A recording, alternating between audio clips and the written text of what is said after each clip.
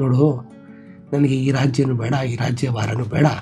ನನ್ನೊಬ್ಬನಿಗೋಸ್ಕರ, ಈ ಕುರ್ಚಿಗಳಿಗೋಸ್ಕರ ನೀನು ಯುದ್ಧ ಮಾಡಿ ಯಾರನ್ನೂ ಸಾಯಿಸೋದು ಬೇಡ. ಒಂದು ಊರಿನ ರಾಜ ಯುದ್ಧದಲ್ಲಿ ತನ್ನ ಮಕ್ಕಳನ್ನು ಕಳ್ಕೊಂಡು ತುಂಬ ದುಃಖದಲ್ಲಿ ಅದೇ ಚಿಂತೆಯಿಂದ ತೀರಿ ಹೋಗ್ತಾನೆ. ಮುಂದಿನ ರಾಜ ಯಾರು ಅಂತ ಕೂಡ ಹೇಳಿದೆ.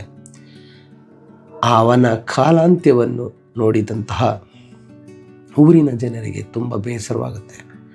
ಇದಕ್ಕೆ ಒಂದು ಉಪಾಯವನ್ನು ಆ ಮಂತ್ರಿ, ರಾಜ್ಯದ ಮುಖ್ಯಮಂತ್ರಿಗಳೆಲ್ಲ ಸೇರಿ ರಾಜ್ಯದ ಅಂಬಾರಿ ಮತ್ತು ರಾಜನನ್ನು ಹೊರತಿದ್ದ ಆನೆ ಕೈಲಿ ಒಂದು ಹೂವಿನ ಹಾರನ ಕೊಟ್ಟು ಕಳಿಸ್ತಾರೆ. ಆ ಹಾರನ ಆನೆ ತುಂಬ ಬುದ್ಧಿವಂತ ಆನೆ, ಅದು ಯಾರಿಗೆ ಹಾಕುತ್ತೋ ಅವನೇ ಆ ಊರಿನ ರಾಜ. ಈ ಆನೆ ಊರ ಹೊರಗೆ ಮಲಗಿದ್ದ ದೇವಸ್ಥಾನದ ಮುಂದೆ ಇದ್ದಂತಹ ಒಬ್ಬ ಸನ್ಯಾಸಿಗೆ ಹಾಕುತ್ತೆ.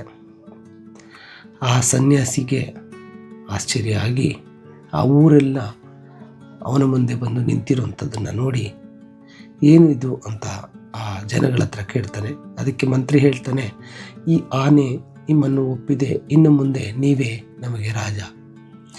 ಇದನ್ನು ಒಪ್ಪದಂತಹ ಆ ಸನ್ಯಾಸಿ ಹೇಳ್ತಾನೆ, ದಯವಿಟ್ಟು ನಮ್ಮನ್ನು ಬಿಟ್ಬಿಡಿ, ನಾನು ರಾಜ್ಯ ಆಳಕ್ಕೆ ಬಂದವನಲ್ಲ, ನನಗೆ ಶಾಂತಿ ಬೇಕು, ನೆಮ್ಮದಿ ಬೇಕು. ಆಯಿತು, ನಮ್ಮ ಜೊತೆ ಇರಿ, ಮುಂದೆ ನಿಮ್ಮ ಆಜ್ಞೆಯಂತೆ ಈ ದೇಶ, ಈ ರಾಜ್ಯ ಸುಭಿಕ್ಷವಾಗಿ ನಡೆಯುತ್ತೆ.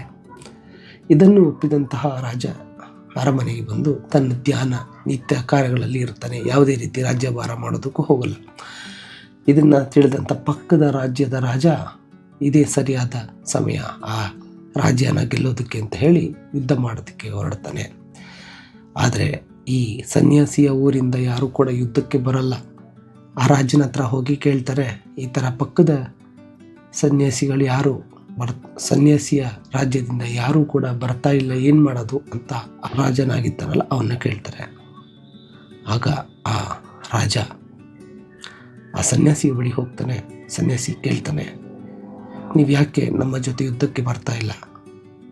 ನೀವು ಸೋತಿದ್ದೀರಿ, ನಮ್ಮದೇ ಈ ರಾಜ್ಯ ಅಂತ. ಅದಕ್ಕೆ ಸನ್ಯಾಸಿ ನಗುತ್ತಾ ಹೇಳ್ತಾನೆ, ನೋಡು, ನನಗೆ ಈ ರಾಜ್ಯನೂ ಬೇಡ, ಈ ರಾಜ್ಯಭಾರನೂ ಬೇಡ. ನನ್ನೊಬ್ಬನಿಗೋಸ್ಕರ, ಈ ಕುರ್ಚಿಗಳಿಗೋಸ್ಕರ ನೀನು ಯುದ್ಧ ಮಾಡಿ ಯಾರನ್ನೂ ಸಾಯಿಸೋದು ಬೇಡ. ಈ ರಾಜ್ಯ ನೀನೇ ಇಟ್ಕೋ. ನನ್ನೊಳಗೆ ಆತ್ಮಾನಂದ, ಪರಮಾನಂದ, ನೆಮ್ಮದಿ, ಸುಖ, ಖುಷಿ ಇದೆ.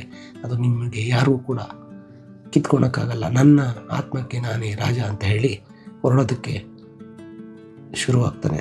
ಅದನ್ನು ನೋಡಿದಂಥ ಪಕ್ಕದ ಊರಿನ ರಾಜನಿಗೆ ಅವಮಾನವಾಗಿ ನಾನು ಮಾಡಿದ ತಪ್ಪು ಇದು ಅಂತ ಅರ್ಥ ಮಾಡಿಕೊಂಡು ತನ್ನ ರಾಜ್ಯನೂ ಕೂಡ ಆ ಸನ್ಯಾಸಿಗೆ ಕೊಟ್ಟು ಅವನ ಕಾಲಿಗೆ ಶರಣಾಗಿ ತಾನೂ ಕೂಡ ಆಧ್ಯಾತ್ಮಿಕದ ಮೊರೆ ಹೋಗ್ತಾನೆ.